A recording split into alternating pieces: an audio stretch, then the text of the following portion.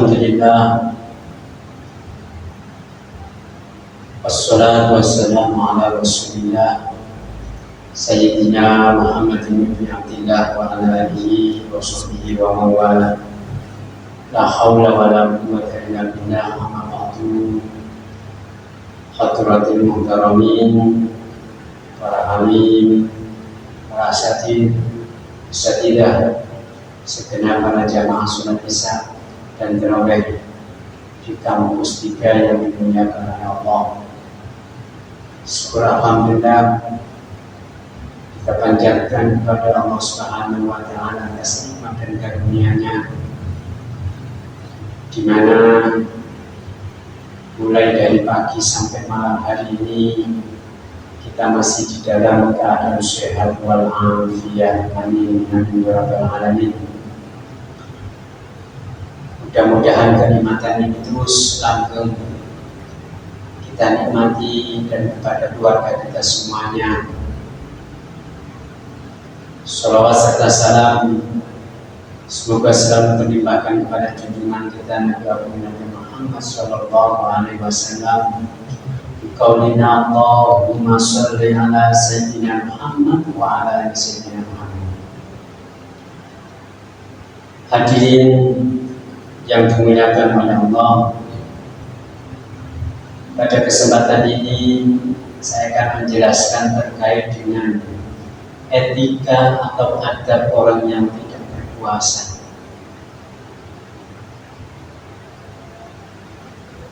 Puasa Ramadan merupakan kewajiban bagi setiap muslim dan dia sudah mukallaf atau baligh. Maka kewajiban itu ketika ditinggalkan, maka secara sengaja berdosa, kecuali bagi orang yang udzur. Namun meskipun bagi orang yang udzur maupun tidak, di situ ada etika yang harus dilaksanakan supaya syariat Islam itu nampak. Coba kalau kita lihat orang yang tidak berpuasa kemudian dia dengan makan ciki, makan soto, atau makan es di jalan dengan semaunya, maka sama halnya dengan menghinakan syariat Islam. Jadi double, satu dosa, dua karena menghinakan maka syariat Islam lebih dosa. Oleh karena itu, bagaimana etika bagi orang yang tidak berpuasa, baik yang udzur maupun tidak? Yang pertama adalah menurut hadis yang diriwayatkan oleh Imam Ahmad dan Ibnu Majah dan Hakim, bahwasanya Abdullah bin Mas'ud itu mendengarkan Rasulullah. Beliau yang menyatakan yaqul an-nadamatu taubah, ketika orang yang tidak berpuasa sebaiknya di dalam dirinya itu merasa bahwasanya aku telah meninggalkan kewajiban, menyesal. Bahkan kalau dia menyengaja meninggalkan, kemudian dia diganti dengan puasa selama 1 tahun penuh, itu tidak bisa mencukupi keutamaan di bulan puasa itu. Saking mulianya puasa bulan Ramadan. Sehingga bagi orang yang tidak berpuasa, emang saya berpuasa tadi ya. Nah, itu adalah sikap yang diharapkan sebagai dia seorang muslim. Enggak malah terang-terangan makan es sampai aku enggak puasa kok, saya bebas makan. Ini menunjukkan tidak mempunyai ciri khas ada seorang muslim. Dan katanya Rasulullah menurut Ibnu Abbas, kafaratud dzambi an-nadamah, karena dia telah meninggalkan sebuah kewajiban dan dia berdosa, maka sebagai kafarat, sebagai hukuman dari dia adalah rasa menyesal. Jadi kalau dia itu meninggalkan kemudian merasa menyesal, maka dosa yang dia tinggalkan tadi itu insya Allah dihapus. Tapi kalau dia itu sudah nggak puasa, nggak merasa bahwasanya dia tidak menyesal, maka dia dosa besar dan belum ada kafarat atau belum dihapus. Nah ini cara yang pertama.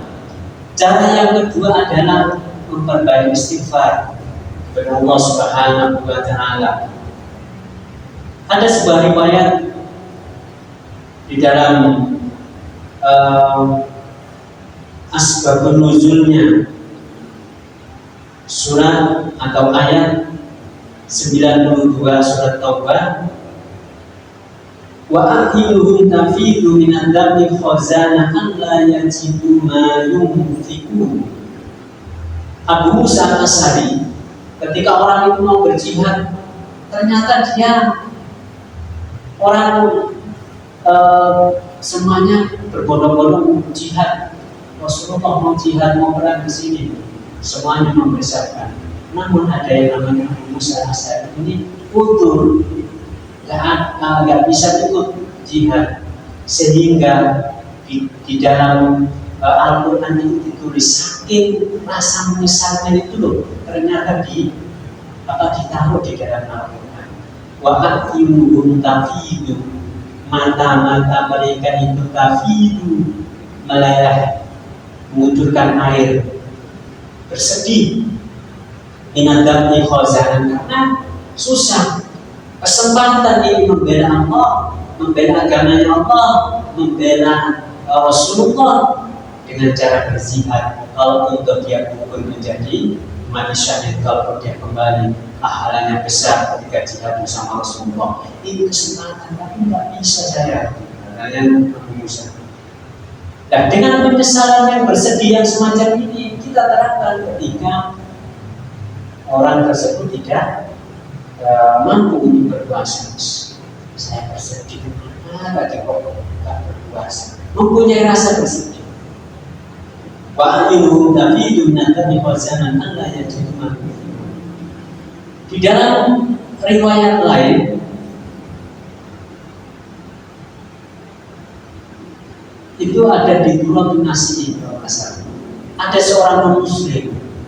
Dia itu anaknya yang lagi enak-enakan makan jajan di jalan. Dan pada waktu itu bulan puasa, sama bapaknya itu dipukul. Masuk kamu nggak tahu ini adalah bulan Ramadan. Orang-orang muslim pada puasa. Jangan saya punya kamu makan di sini. Itu muslim. Akhirnya apa yang terjadi? Ketika di akhir hayatnya orang tersebut itu masuk Islam karena hidayah gara-gara itu tadi, sehingga mengampuni segala dosanya dan dia ditempatkan di tempat yang mulia, yang disebutkan Allah Subhanahu wa Ta'ala. Ini orang muslim.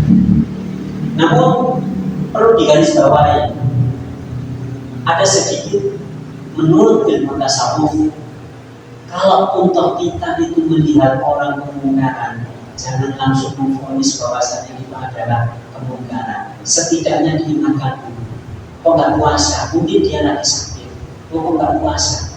Jangan langsung hati kita itu orang itu nggak puasa. Awas hati-hati. Karena apa? Belum tentu apa yang kita sampaikan itu adalah benar. Sehingga dan juga belum tentu orang yang kita sampaikan itu adalah orang yang buruk di hadapan Allah. Belum tentu, meskipun itu muslim ataupun non-muslim. Ada sebuah cerita, ketika ada seorang syekh punya murid banyak, dan ketika di perjalanan waktu itu zuhur, dan ketika zuhur dia melihat ada seorang gerombolan itu masuk ke kanisa. Kanisa itu kalau bahasanya adalah gereja. Waktu zuhur ada ternyata waktu orang sholat, dia malah masuk gereja. Dan saya ingin mengatakan kasihan, merasa bahwasanya dirinya baik. Akhirnya apa yang terjadi? Orang ini diturunkan derajatnya oleh Allah dan dia Kalau orang itu sudah tinggi derajatnya dan ketika diturunkan derajatnya pasti terasa. Biasanya jadi kepala sekolah, atau biasanya dari kepala bagian, atau biasanya dari ketua OSIS. Ketika dia tidak menjabat, tentu dia akan terasa. Dan ini menjadi orang yang dekat dengan Allah, terasa.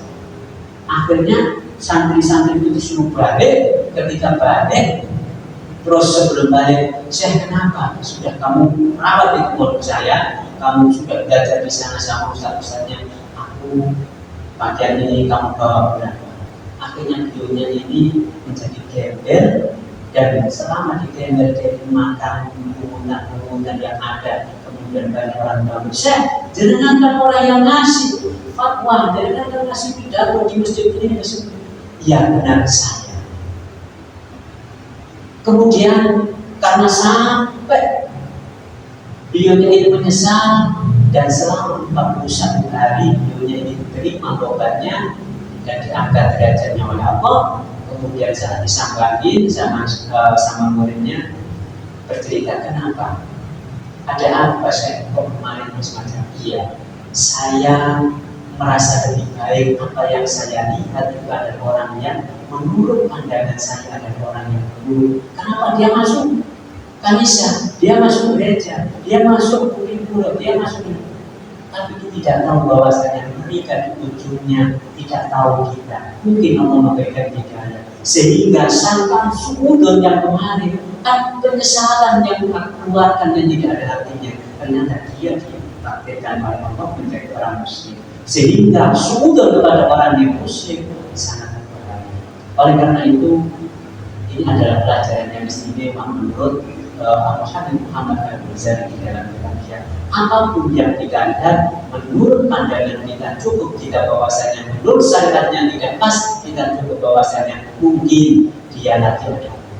Cukup begitu sebagai penanaman diri kita sebagai ahli tasawuf atau ahli mengoreksi diri kita sebagai manajemen qalbu atau sebagai penataan hati.